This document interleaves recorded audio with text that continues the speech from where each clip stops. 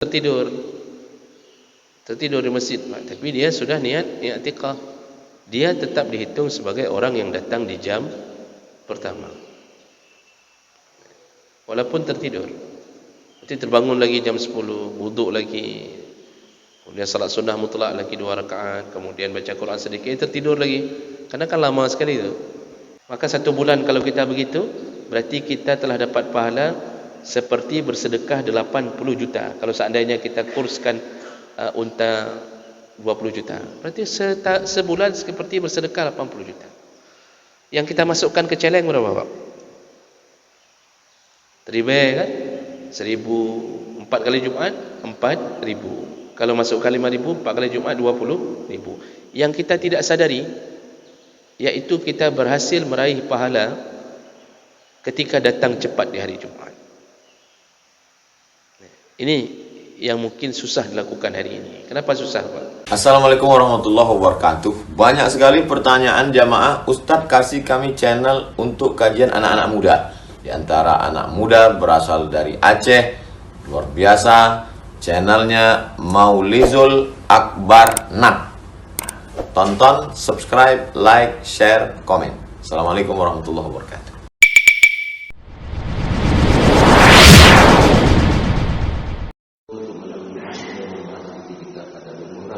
Kita pada Imam Al-Bukhari.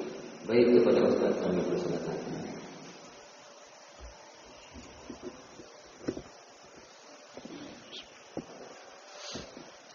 Assalamualaikum warahmatullahi wabarakatuh. Alhamdulillahi rabbil alamin wa bi ni'matihi tatimmu as-salihat. Asyhadu an la ilaha illallah wahdahu la syarika lahu وأشهد أن محمدا عبده ورسوله الكريم. اللهم صل وسلم على نبينا المصطفى محمد وعلى آله وأصحابه أجمعين. أما بعد، رب اشرح لي صدري ويسر لي أمري واحلل عقدة من لساني يفقهوا قولي.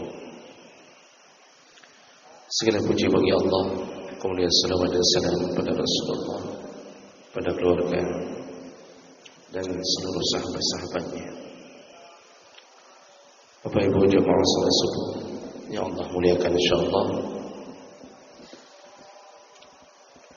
pada subuh hari ini kita akan sambung pembahasan tentang hadis targhib wa tarhib dalam setiap amalan. Dan di pertemuan kita yang terakhir, kita sudah bahas beberapa hadis tentang kemuliaan hari Jumat. Dan kita sudah dapatkan kabar dari Nabi bahwa hari Jumat itu adalah hari yang berbeda, hari yang dimuliakan oleh Allah Subhanahu wa ta'ala. Dan barang siapa yang memuliakannya, maka dia akan mendapatkan kemuliaan dari Allah Subhanahu wa ta'ala.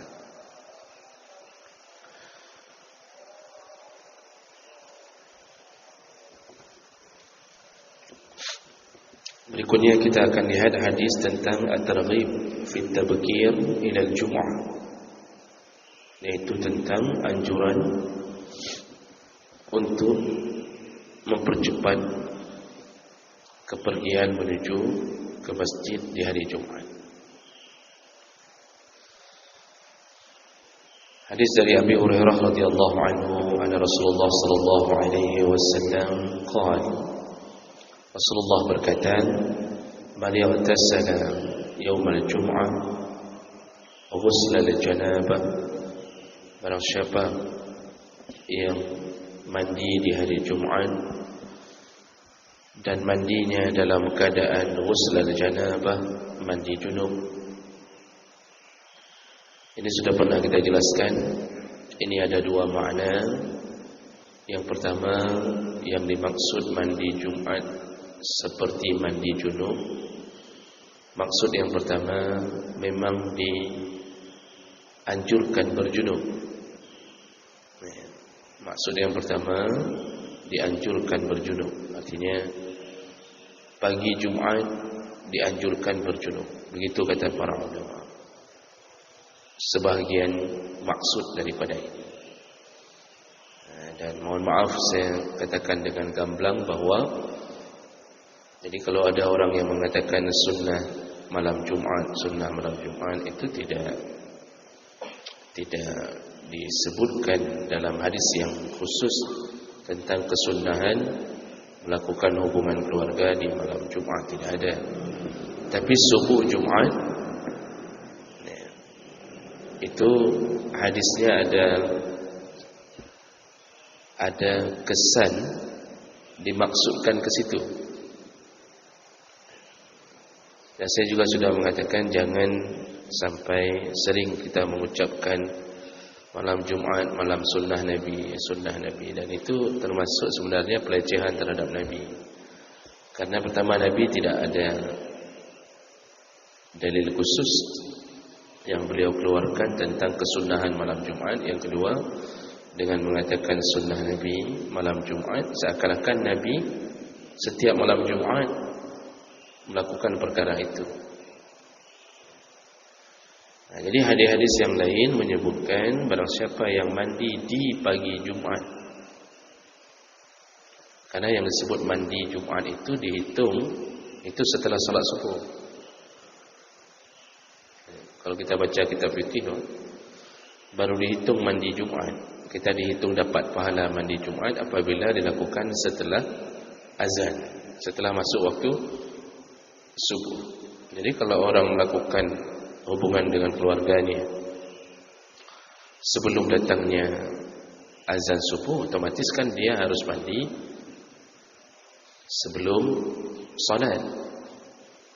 Nah, ini hadis ini menyatakan siapa yang mandi di pagi Jumaat dan mandinya ghusl al-janabah, mandi junub, itu makna yang pertama memang kesunnahannya, anjurannya berjunub setelah salat subuh. Jadi bukan malam harinya, setelah salat subuh. Itu makna yang dikabarkan. Tapi ada makna kedua. Yang dimaksud di situ adalah mandi Jumaat itu seperti tata cara mandi junub. Seperti tata cara mandi junub. Jadi disunnahkan orang yang mandi Jumaat itu melakukan apa yang dianjurkan dengan cara-cara mandi junub. Jadi berniatnya tetap mandi Jumaat, tapi tata caranya seperti mandi junub. Bagaimana mandi junub?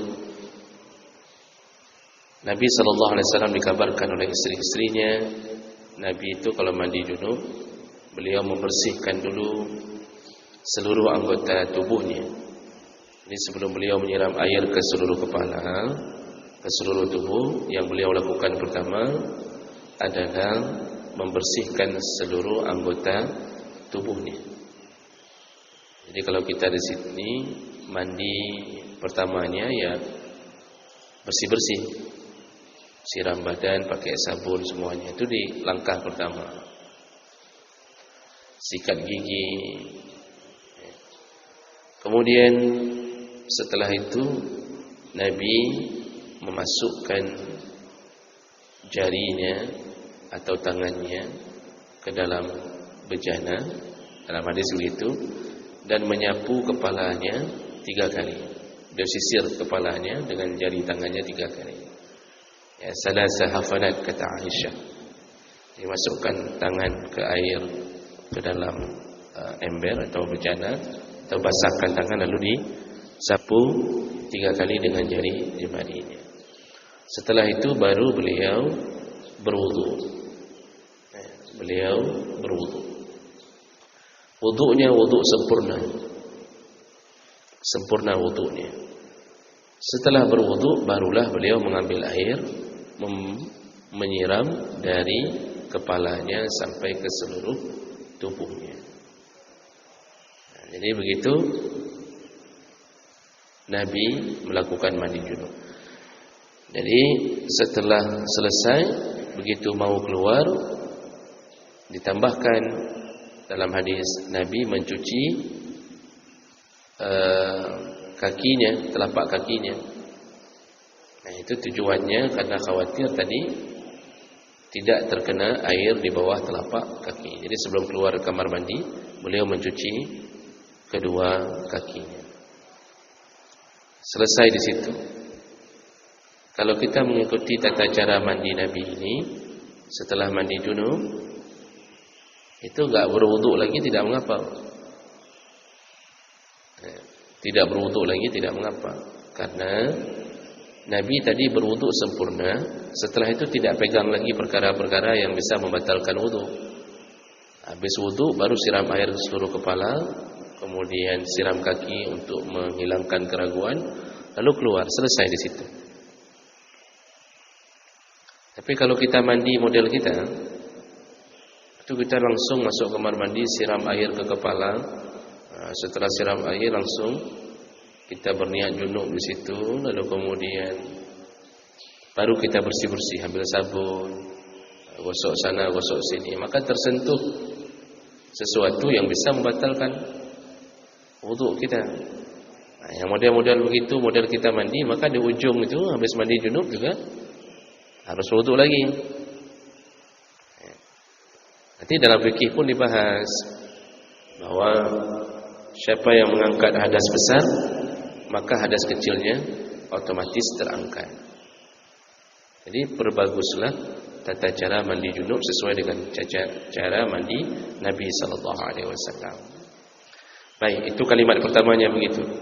Nah, lalu kemudian Nabi menyambung, jadi yang mandi di pagi hari Jumat dengan cara mandi junub, summa raha fi sa'atil ula, lalu dia segera menuju ke masjid di jam yang pertama. Dia menuju ke masjid fi sa'atil ula, jam yang pertama. Maksud jam yang pertama, kalau Jumat kita hitung waktunya 5 fase Ustaz. Dari jam 7 karena masuk waktu habis salat subuh, masuk waktu duha pertama itu sekitaran jam 7 lah. Jam 7 ke jam 12 Ustaz, atau ke jam 1. Berarti ada 5 jam. Atau 5 jam setengah. Maka jam pertama itu ya sekitaran jam 7. Jadi jam 7 dia sudah kembali ke masjid. Pulang salat subuh, ya, kemudian masuk waktu duha, dia sudah balik ke masjid. Jadi dari jam 7 ke jam 8 itu jam pertama. Itu di masjid dia masuk i'tikaf, niat i'tikaf. Lalu dia lakukan misal salat tahiyat, baca Quran sedikit, lalu tertidur di masjid, tapi dia sudah niat i'tikaf. Dia tetap dihitung sebagai orang yang datang di jam pertama, walaupun tertidur. Nanti terbangun lagi jam 10, wudu lagi, kemudian salat sunnah mutlak lagi 2 rakaat, kemudian baca Quran sedikit, tertidur lagi, karena kan lama sekali itu. Dan amalan ini pun dilakukan ya tentu bagi orang-orang yang tidak beradu dengan kewajiban sebagai pencari nafkah. Makanya saya sering bilang bagi yang sudah pensiun, yang tinggal ngambil gaji tiap bulan dengan pensiunnya, ya. Jadi duduk, keluar gaji. Malam tidur, pagi keluar gaji. Jadi yang sudah mudah-mudahan pensiun tinggal ngambil nikmati saja masa pensiun. Itu kalau bisa hari Jumat ya datanglah di jam-jam pilihan yang terbaik. Ya sudah. Duduk dalam masjid. Dan itu baru dihitung dapat kemuliaan ini. Yang datang di jam pertama baru dihitung kemuliaannya kalau dia masuk ke masjid. Jadi enggak dihitung kalau merokok, duduk di teras, enggak masuk-masuk masjid. Datang ke masjid pukul 7, masuk masjid jam 12.30. Datangnya tadi jam 7, masuknya jam 12.30. Duduk di balai masjid di luar, Pak, duduk di bawah pohon, merokok, itu enggak dihitung. Rugi saja. Dia masuk masjid. Oh, ingin merokok. Karena udah bosan sekali, keluar sebentar boleh. Jangan merokok di masjid. Karena merokok di masjid itu haram. Merokok di luar masjid ada beberapa pandangan. Ya, ada beberapa pandangan. Ya. Ada yang mengatakan makruh, ada yang mengatakan haram, tapi juga sebagian mengatakan mubah kalau merokok di luar masjid. Jadi silahkan saja yang mau merokok di luar masjid, silahkan. Tapi yang disepakati keharamannya ketika merokok di dalam masjid. Haram. Saya baca kitab Al-Mawsu'ah Al-Fiqhiyah Al-Kuwaitiyah, itu kitab 45 jilid, ditulis oleh Persatuan Para Ulama di seluruh dunia. Untuk sementara ini kitab yang mungkin paling lengkap membahas setiap detail, setiap mazhab, setiap ini urusannya dalam fikih, itu paling lengkap. Dan saya cari bab tentang merokok, karena sifat kitab itu disesuaikan dengan abjad, alif, ba, ta, sa. Jadi bukan taharah dulu. Jadi kalau mau cari taharah, cari huruf ta. Jadi saya cari tentang ad-dukhan, yaitu tentang hukum merokok. Dijabarkan, Pak. Ini yang nulis ini kumpulan para ulama. Kebetulan yang menjadi sponsornya Kuwait. Jadi dikumpulkannya ulama-ulama dunia, suruh tulis tentang fikih berdasarkan abjad. Saya cari bab ad-dukhan, tentang merokok. Ditulis hukum merokok, ya khilaf. Ada yang mengatakan mubah, makruh, haram. Tapi begitu bicara merokok dalam masjid, maka ulama sepakat mengatakan haram. Itu melecehkan masjid, membawa barang yang tidak baik ke dalam masjid. Yang namanya masjid mana?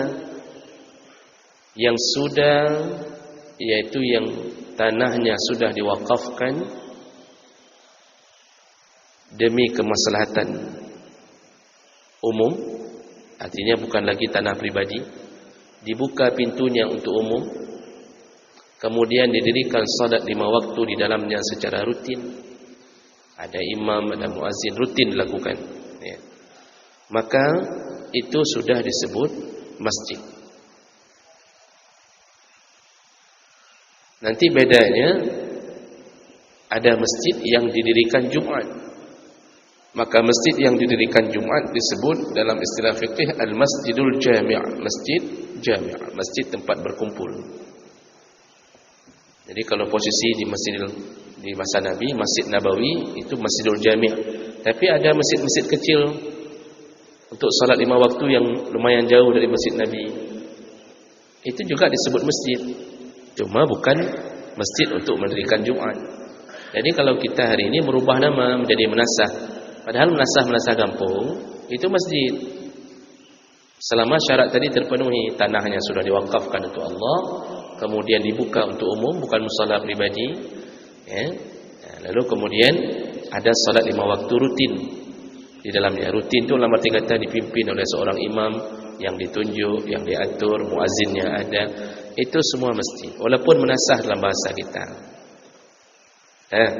Jadi ada orang yang berkata dalam masjid hanya dalam rukuk, dalam menasahkan jirat.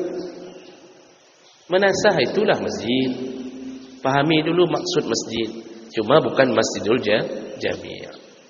Bukan masjid tempat berkumpul untuk hari Jumat. Sayangnya kebiasaan kita hari ini, Masya Allah,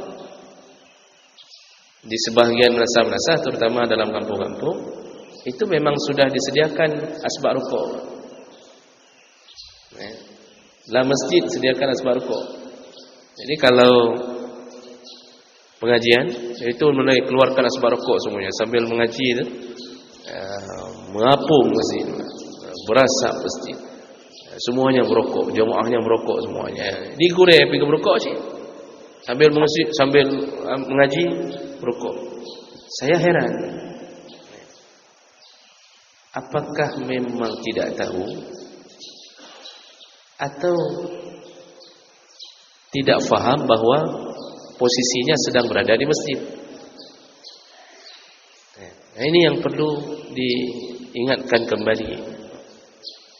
Perlu diingatkan. Bagaimana kita bisa belajar agama,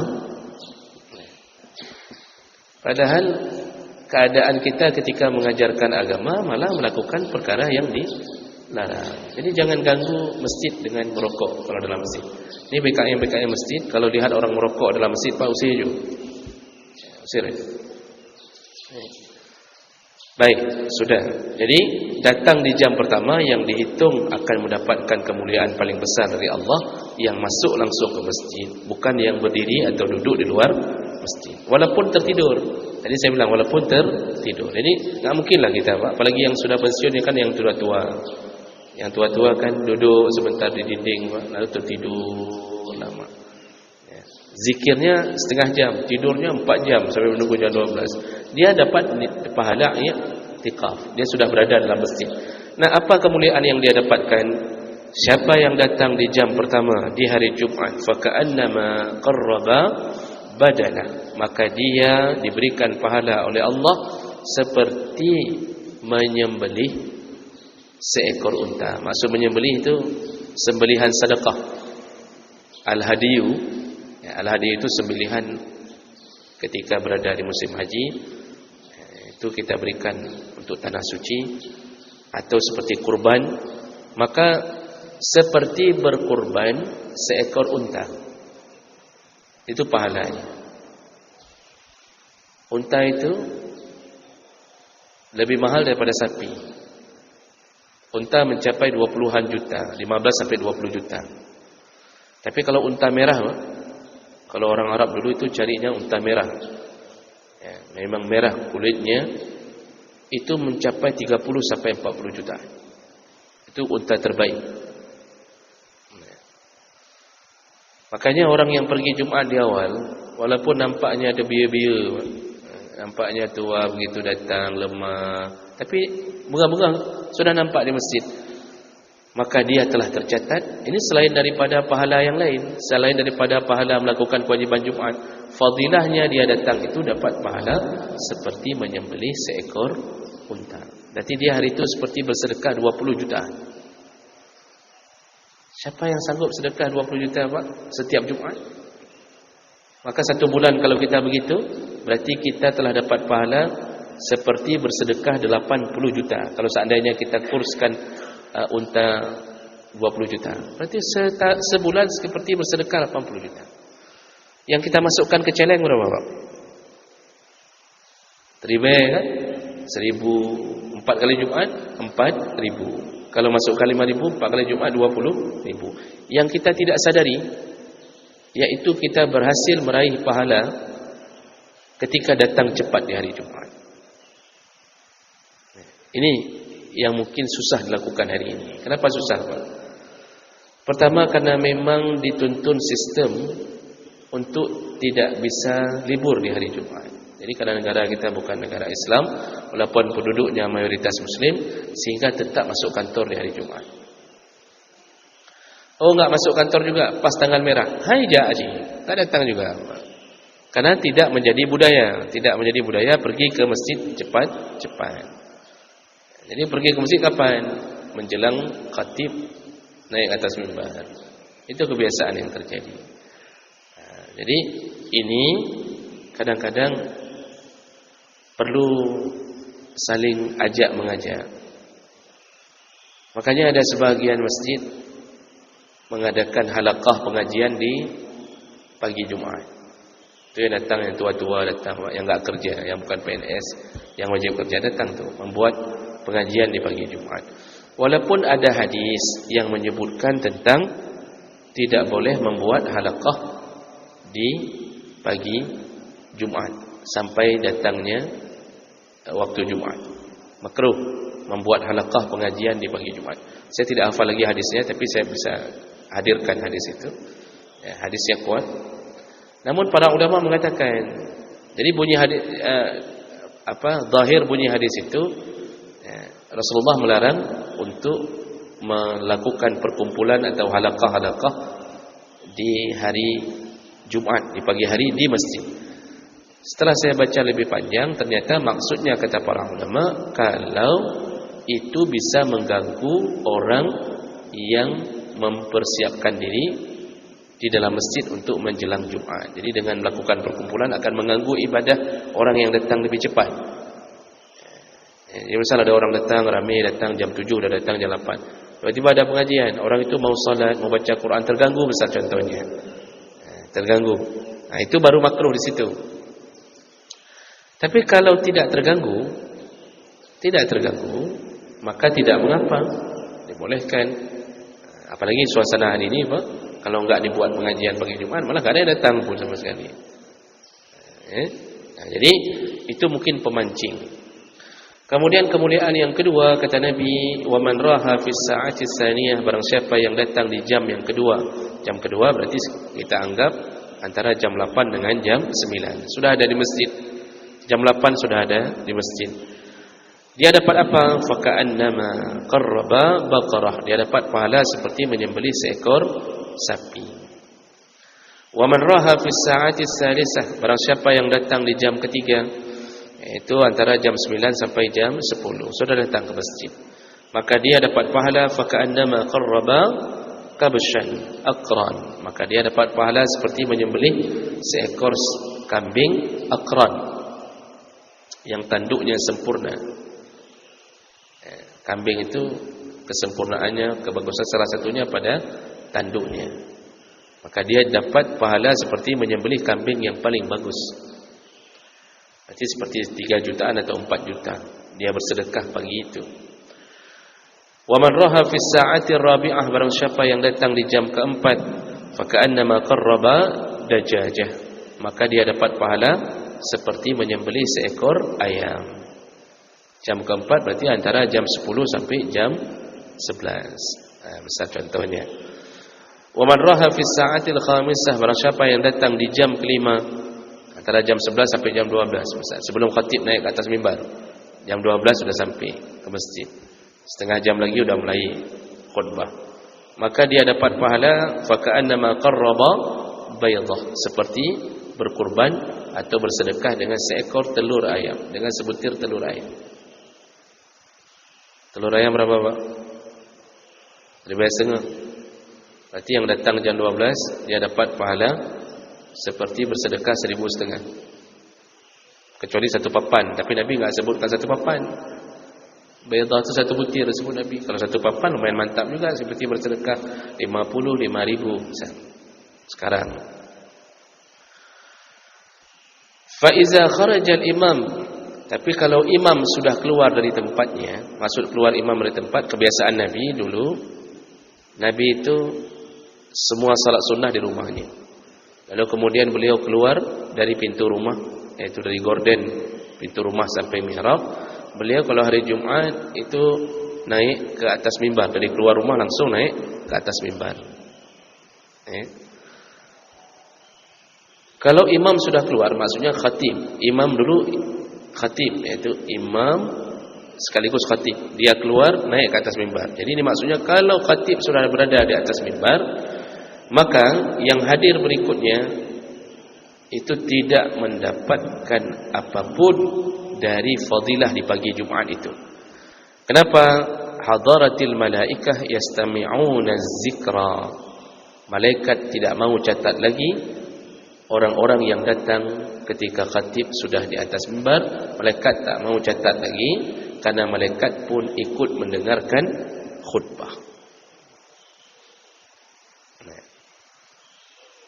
Malaikat mau dengar khutbah untuk mendapatkan pengetahuan atau bukan? Bukan, karena malaikat enggak perlu pengetahuan.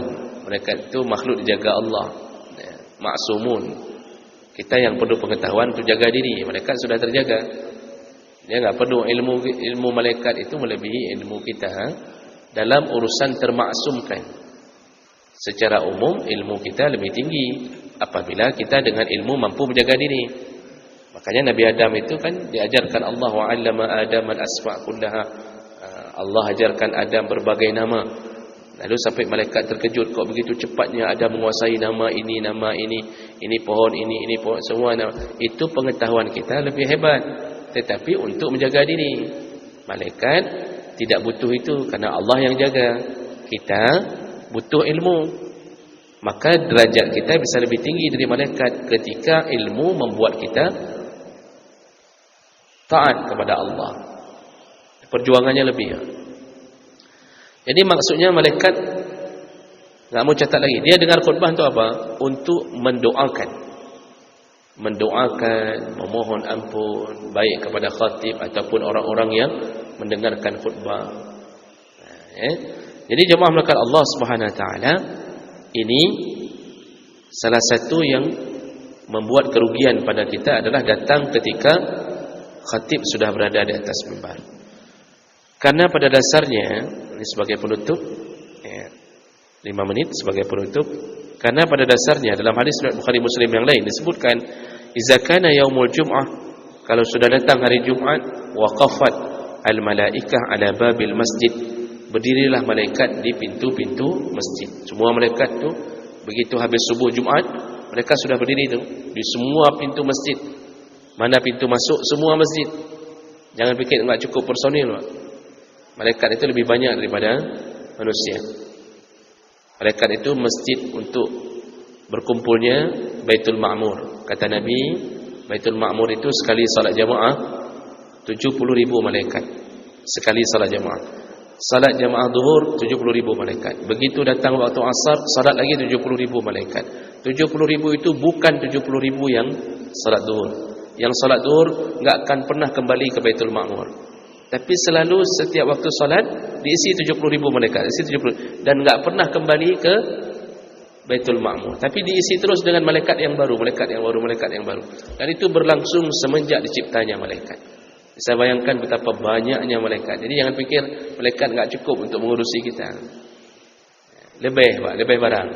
Security lebih banyak daripada orang yang dijaga.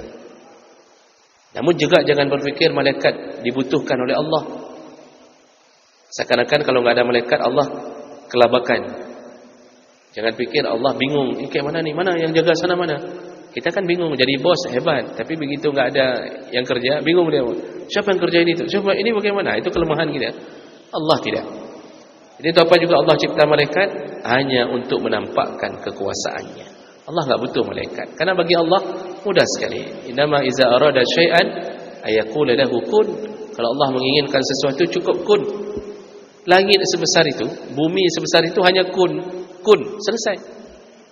Apa susahnya bagi Allah? Allah ingin mengatakan gempa sana buat gempa. Kemarin malam gempa di Banda Aceh 5,5. Bagi Allah ingin membuat gempa bagaimana, Pak? Tinggal bilang saja kun, gempa. Sudah, gempa. Perintahkan ke bumi gempa, selesai. Apa butuh malaikat? Enggak butuh malaikat pegang ujung Banda Aceh, pegang ujung sana satu, pegang ujung sana satu. Sekarang gok-gok kata Allah, enggak perlu. Cuma dicipta malaikat untuk menampakkan kekuasaannya. Begitulah kuasa Allah.